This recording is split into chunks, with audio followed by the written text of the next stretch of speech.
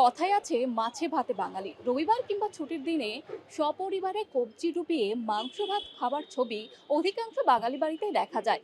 কিন্তু সেই বাঙালির প্রাণের শহর কলকাতা নাকি হয়ে উঠেছে ভেগান ফ্রেন্ডলি? আমি না। সম্প্রতি একটি রিপোর্ট উঠে এসেছে পেটা ইন্ডিয়া তরফ থেকে, এমনটাই কিন্তু বলা হয়েছে।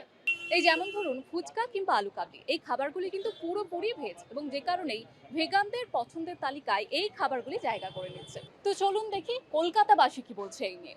কলকাতায় তো প্রচুর দোকান আছে এবং যার পছন্দ, যার ইচ্ছে হবে, যার মুড হবে যে আমি আজকে নিরামিষ খাবো, ইডলি ধোসা খাবো বা টোস্ট খাবো বা পনির টোস্ট খাবো, সে খেতে পারে।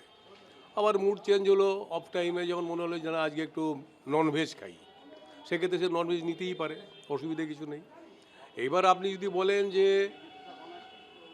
পার্সেন্টেজ মানে গ্র্যাজুয়ালি নন ভেজের দিকে আর লোক মানে এগুচ্ছে কিনা, এটা তো বলবো অনেকের হেলথ কন্ডিশনের জন্য ভেজটাকে প্রেফার করে।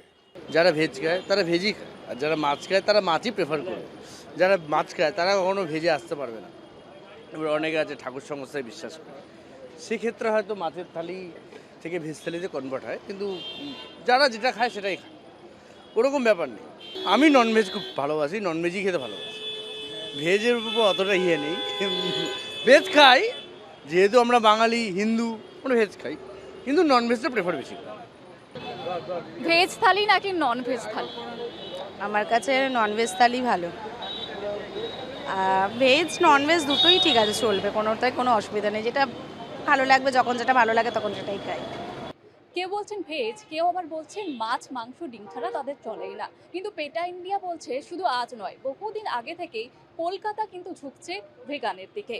আর যে কারণে উত্তরপ্রদেশ এবং গুজরাটকে পিছনে ফেলে 2025-এ সেরার খেতাব জিতে নিল শহর কলকাতা। ক্যামেরায় সুবীর সরকারের সঙ্গে জুইতা ঘোষ, কলকাতা।